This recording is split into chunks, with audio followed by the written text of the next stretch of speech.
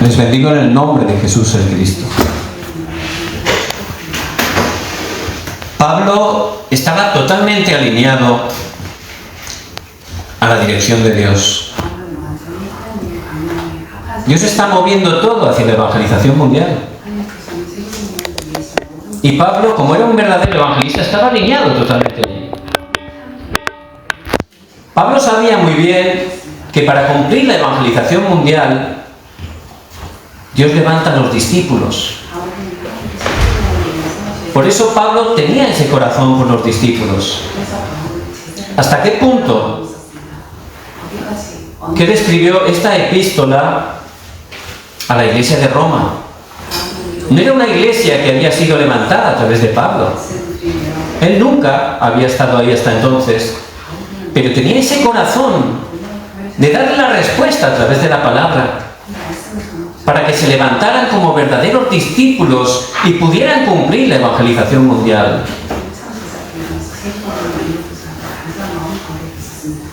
Porque estaban también experimentando problemas. Y muchas veces en nuestra vida de fe hay problemas. Muchas veces no tenemos respuesta a la oración. Ayer una hermana estaba haciendo fórum. Dice que cuando se convirtió, empezó a ir a la iglesia, y era una iglesia muy legalista. Entonces, pues tenían muchas reuniones, y ella pues pensaba que tenía que asistir a todo, ¿no? Porque si no le vendría algo malo.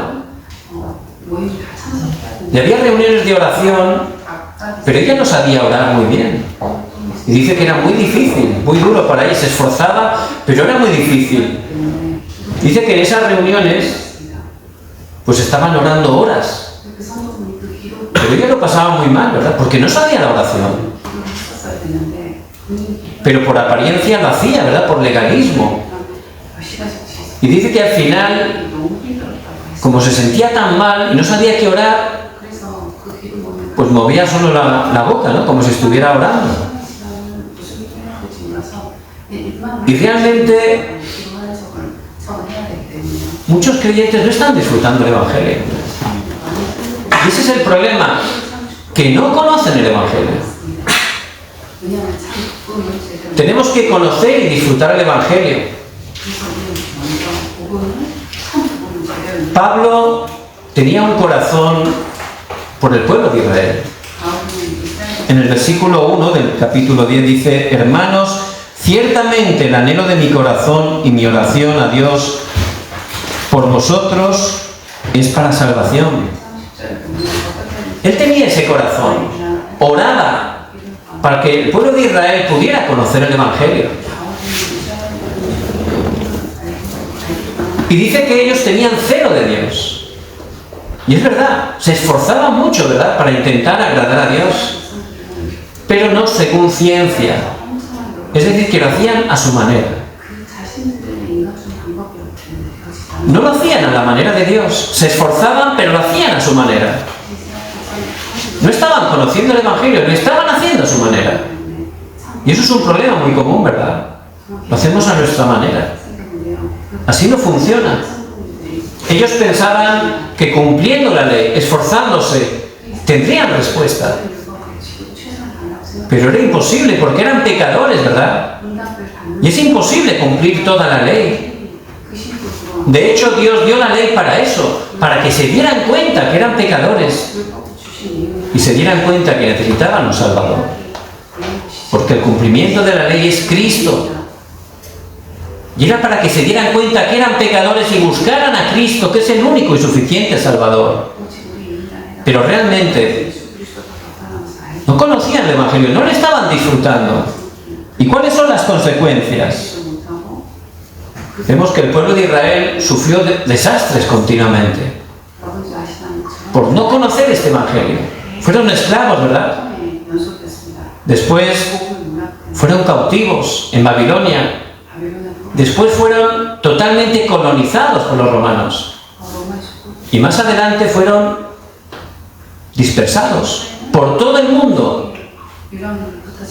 Por eso vemos que Si perdemos el Evangelio, si no conocemos el Evangelio, vienen dificultades continuamente. Vemos en el año 313, el cristianismo se hizo como una religión que se podía realmente practicar, ¿verdad? Y ahí se mezclaron. Mucha gente falsa decía que era cristiana.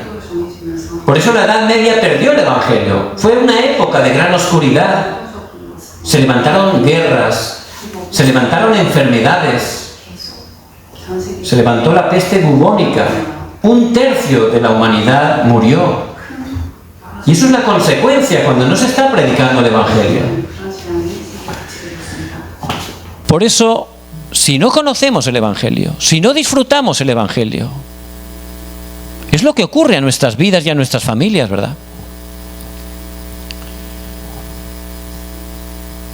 Y los hispanos, la verdad, si uno pregunta, mucha gente dice, sí, yo creo en Jesús, yo soy creyente. Es algo generalizado, ¿verdad? Y las personas son sinceras.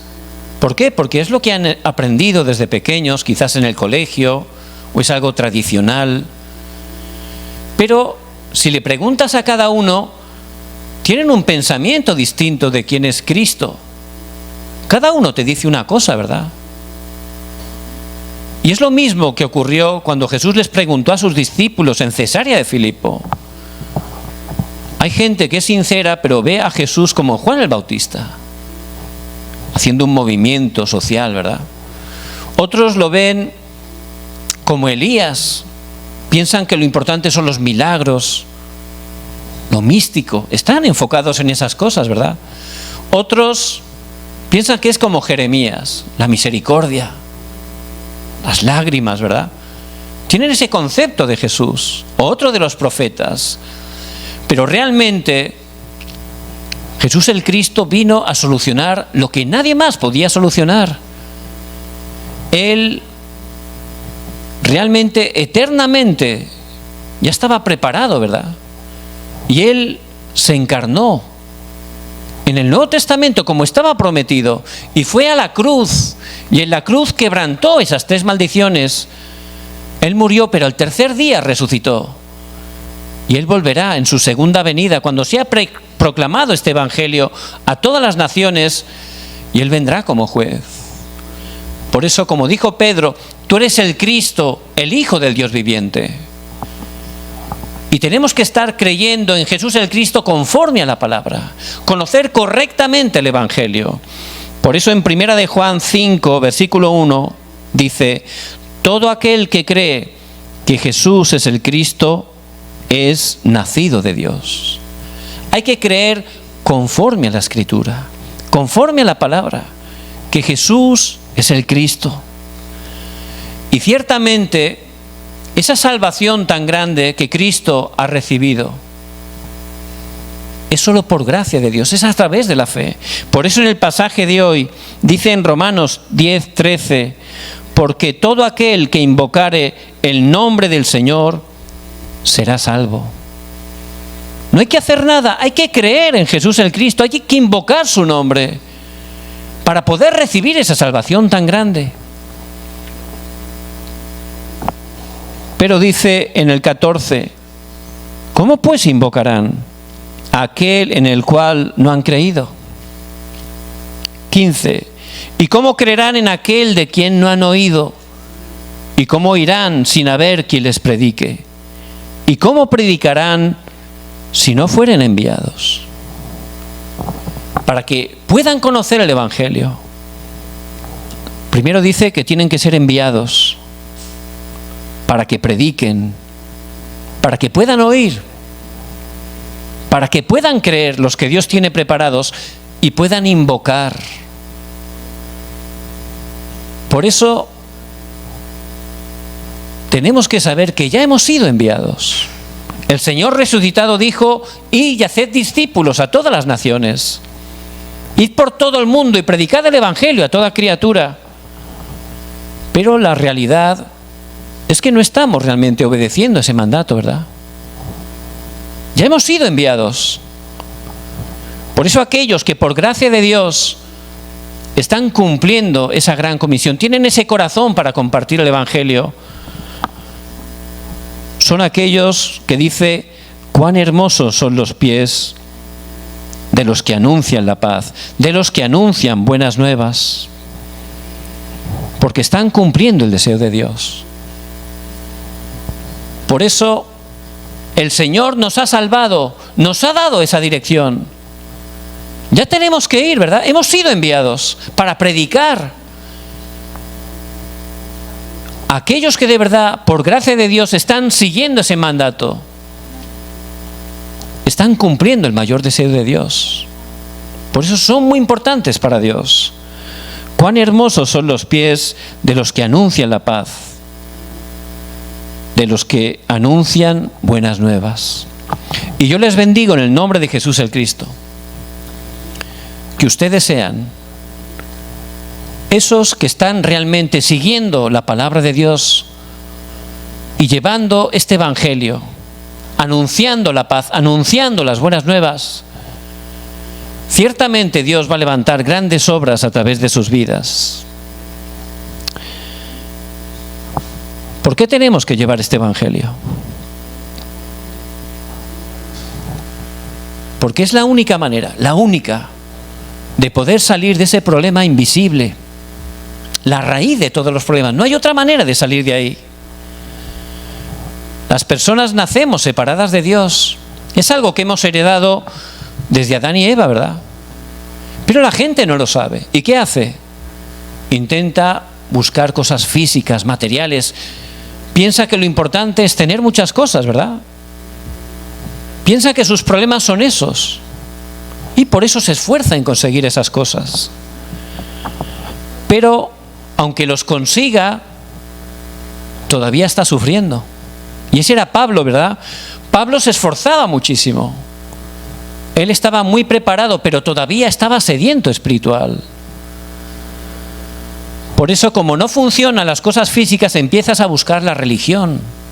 Pablo estaba buscando a través de la religión, pero tampoco podía saciarse. Otros empiezan a buscar en el ocultismo, en la magia, porque están vacíos, están sedientos y piensan que esos caminos son la respuesta.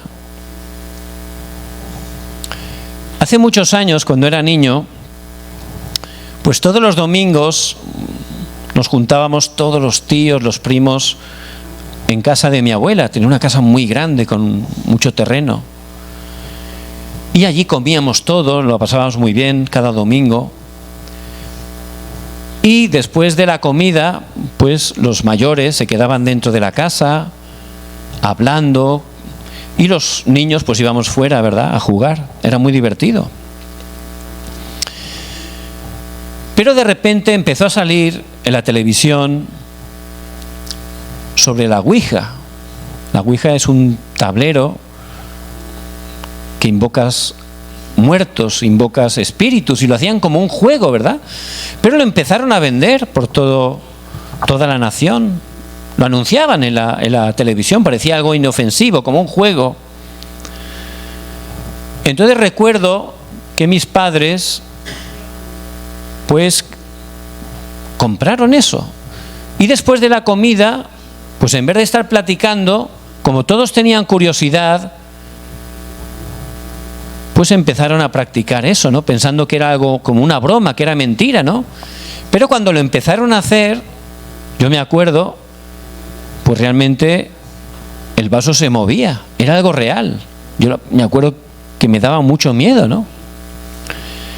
Entonces, eso que empezó como un juego, pues lo empezaron a hacer todos los domingos. Y se tiraban horas y realmente el vaso se movía, ¿no?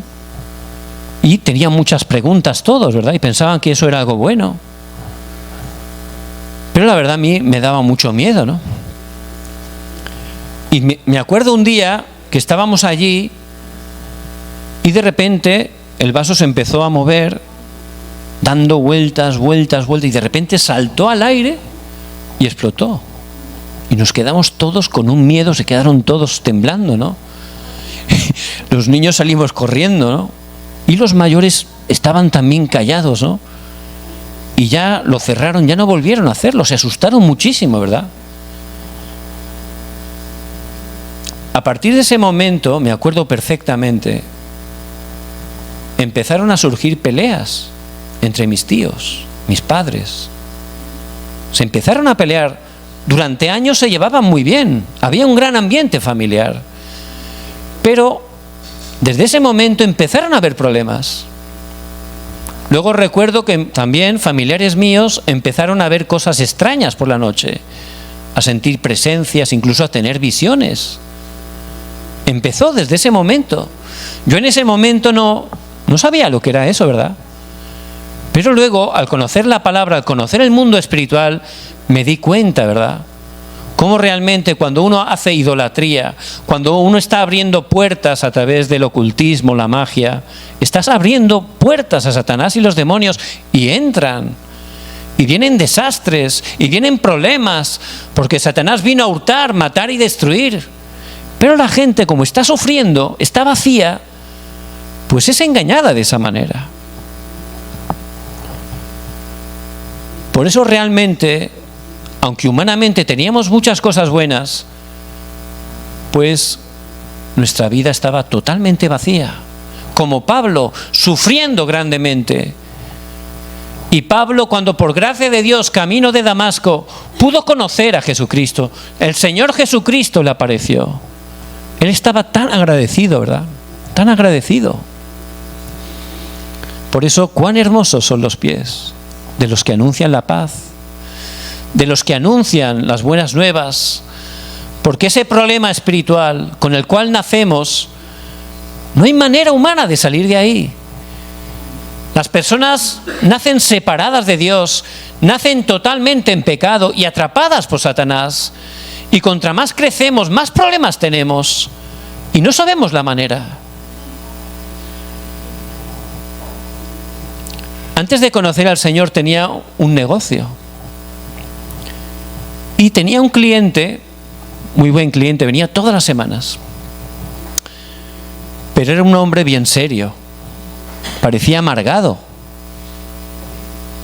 Entonces yo, la verdad, como era también serio, pues no hablábamos nada, ¿no? Pero era muy buen cliente. Todas las semanas, no fallaba. Siempre venía.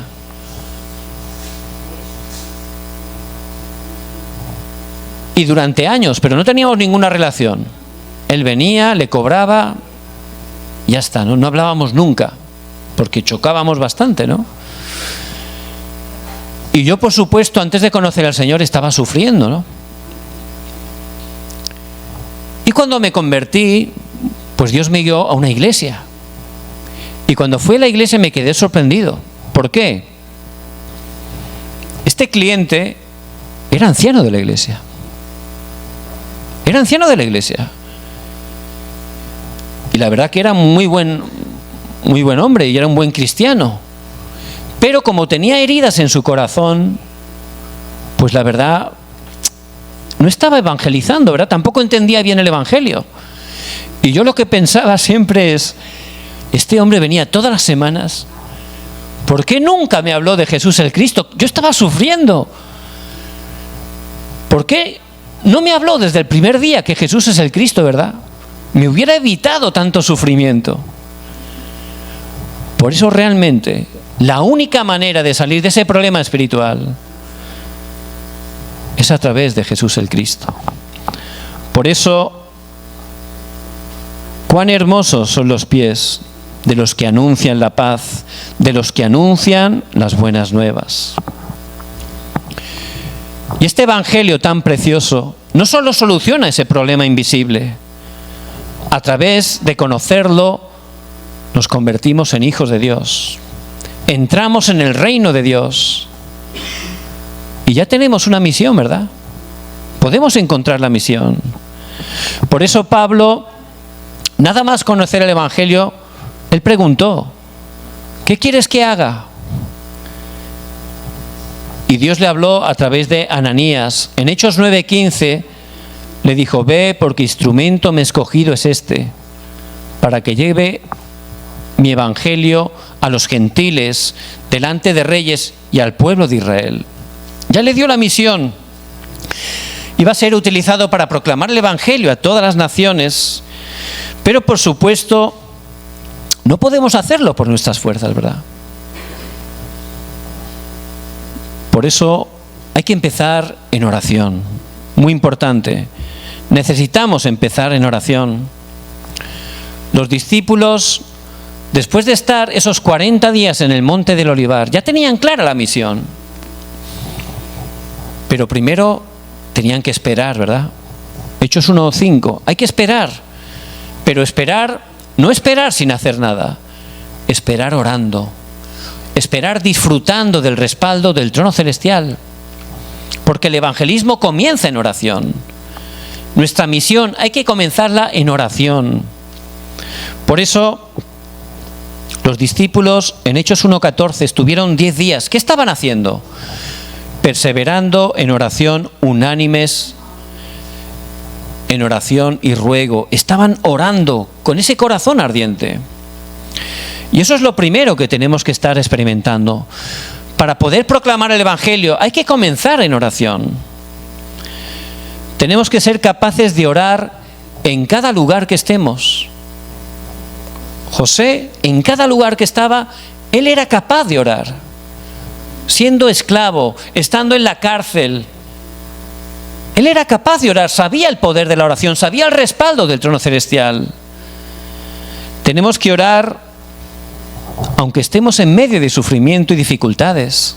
No importa. Si oramos podremos trascender ese sufrimiento y esas dificultades. Y es lo que hacía Pablo, ¿verdad? Pablo, allí en Filipo, ¿qué estaba haciendo?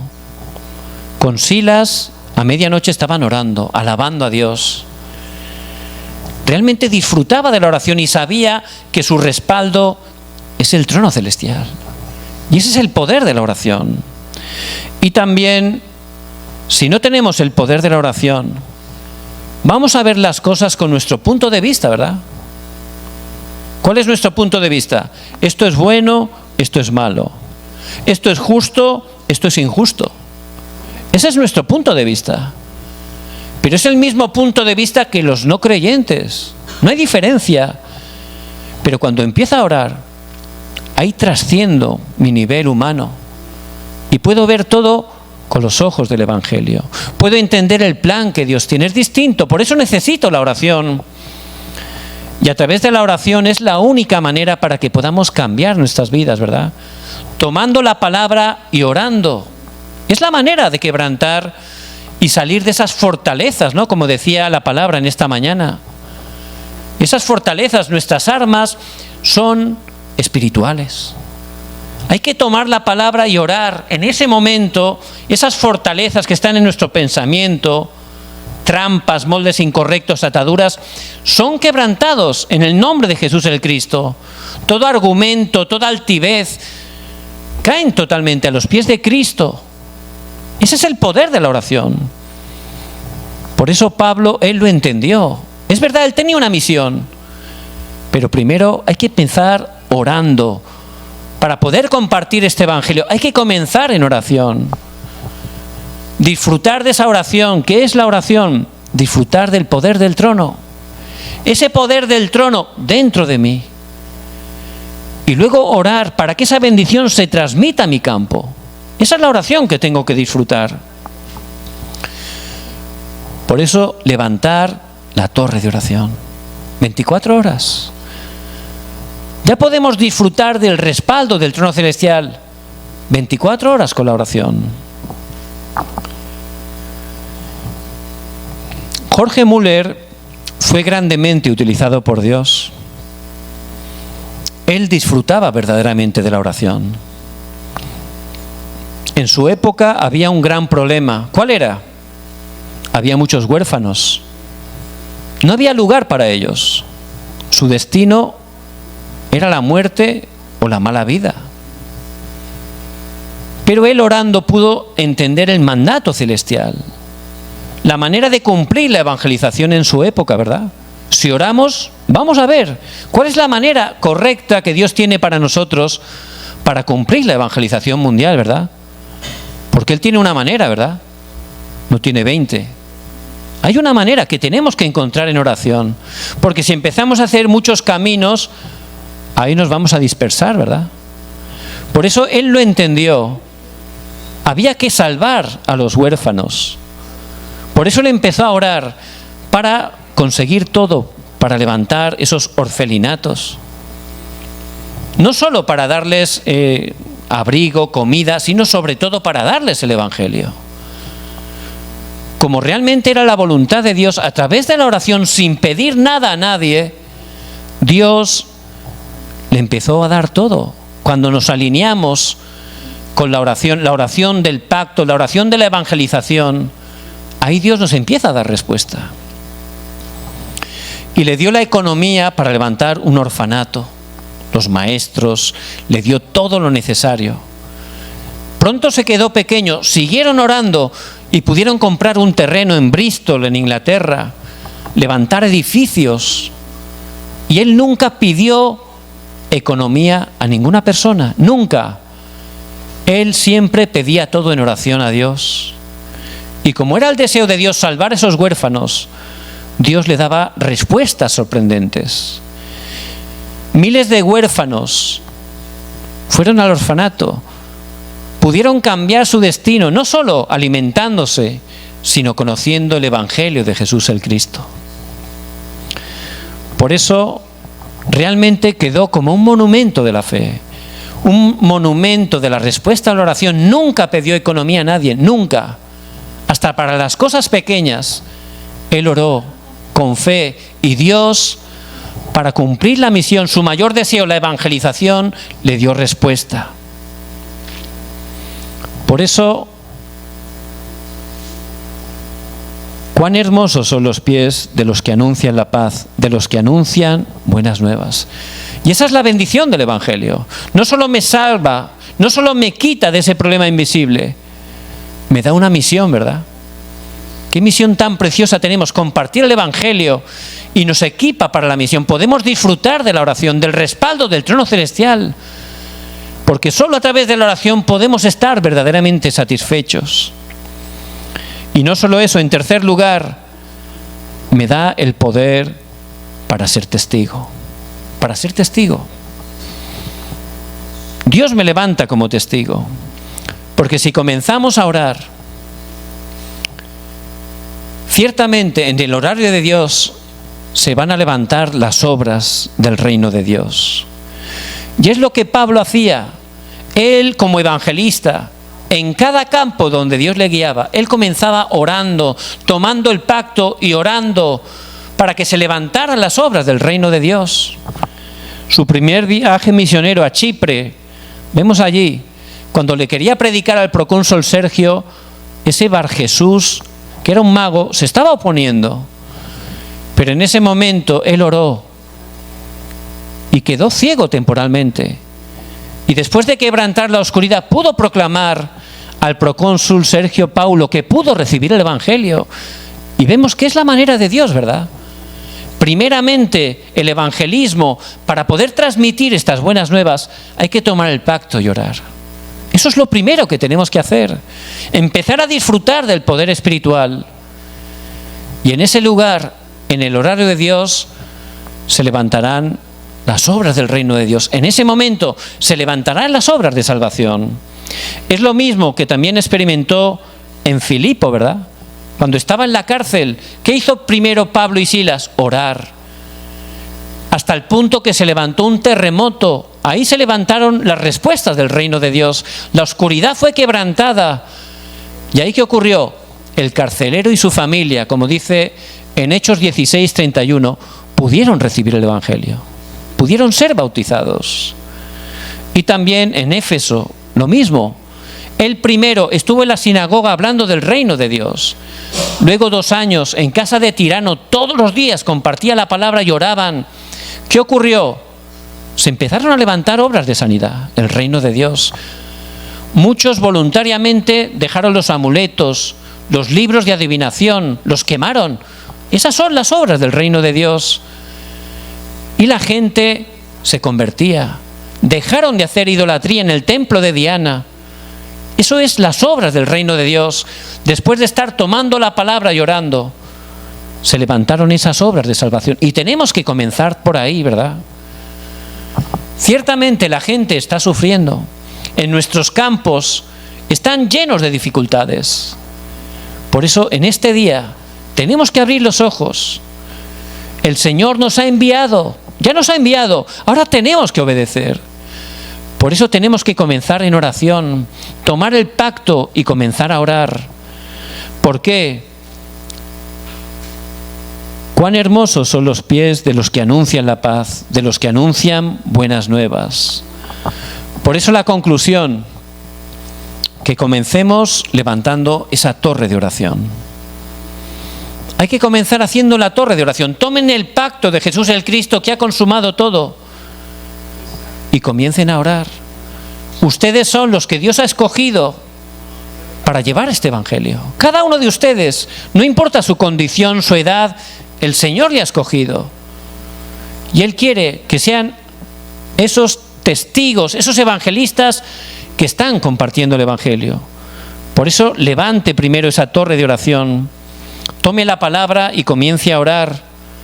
Y llegará ese horario, el tiempo exacto, el horario de Dios, donde se levantarán las obras del reino de Dios. La oscuridad será quebrantada y se levantarán las obras del evangelismo. A través de Pablo, ciertamente, se pudo cumplir la evangelización mundial. Y es lo mismo que Dios va a levantar a través de nuestras vidas. Les bendigo en el nombre de Jesús el Cristo, que tomen esta palabra que Dios nos da y que Él por su gracia va a cumplir en sus vidas y a través de ellas. Amén.